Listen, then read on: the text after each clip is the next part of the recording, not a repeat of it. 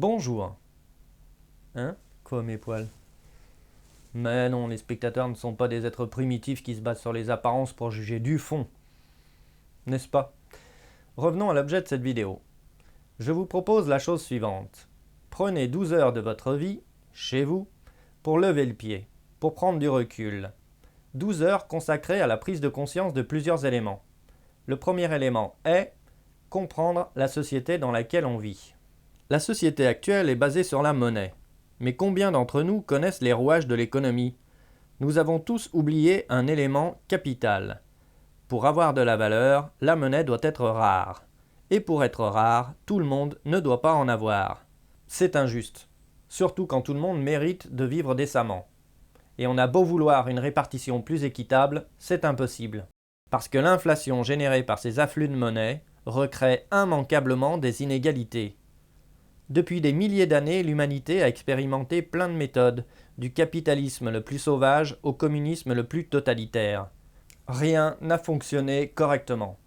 Mais on continue de croire que si on n'a pas assez d'argent dans sa poche, c'est de la faute du méchant patron, ou du méchant salarié, ou du méchant parasite, ou du méchant juif, ou arabe, ou chinois, ou américain. Dans la réalité, la responsabilité du bordel de notre monde est celle de la rareté obligatoire de la monnaie. Je vous invite donc à voir la vidéo qui parle de l'histoire de cette invention qui a été utile, mais qui est maintenant notre poison mortel à tous. Et il serait bon, maintenant, de s'occuper de cette question avant que ce soit la guerre totale avec des religieux, ou des Russes, ou des Chinois, ou notre voisin de palier, etc. Ensuite, lorsqu'on comprend que la quasi-totalité des politiciens nous enfument avec leurs incompétences et leurs incompréhensions du monde dans lequel on vit, on se pose la question, faire mieux d'accord, mais comment? VOTEAM, qui est un collectif de citoyens, vous propose de commencer à construire une civilisation de l'après-monnaie. Et non, l'après-monnaie, ce n'est pas un retour au troc.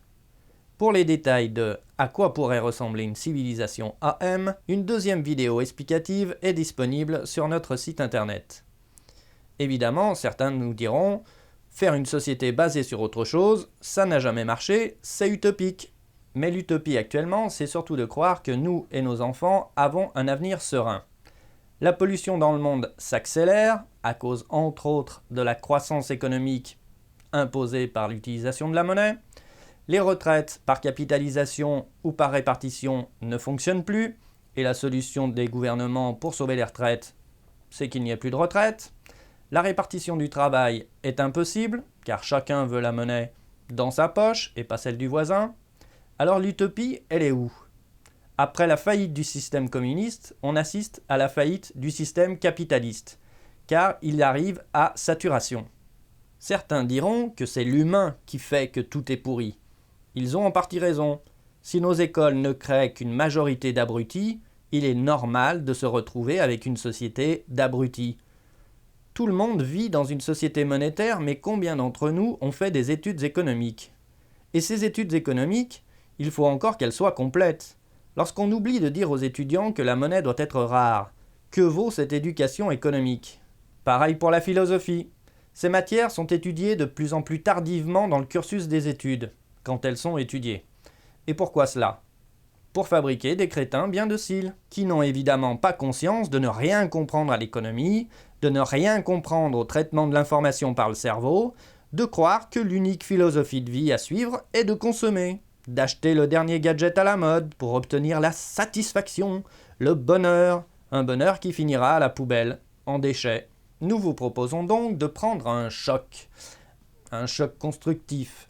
12 heures de votre vie pour avoir du recul et prendre connaissance des informations proposées par VOTEAM. Communiquez avec votre entourage, mettez à l'épreuve ces informations sans s'énerver, juste essayez de discerner où est la réalité.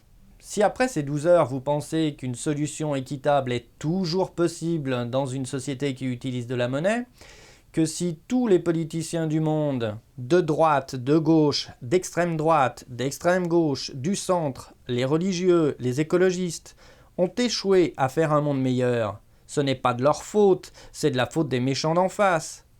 Continuez à voter pour ces politiciens sans avenir. Il y en a bien qui croient éternellement au Père Noël. Mais si au bout de ces 12 heures vous avez compris que le système de la monnaie est devenu un poison pour l'avenir de la race humaine, qu'il faut construire une civilisation de l'après-monnaie, que cette civilisation ne peut voir le jour qu'en passant par la case éducation, pleine, entière, libre d'accès à tous, alors votez AM aux prochaines élections.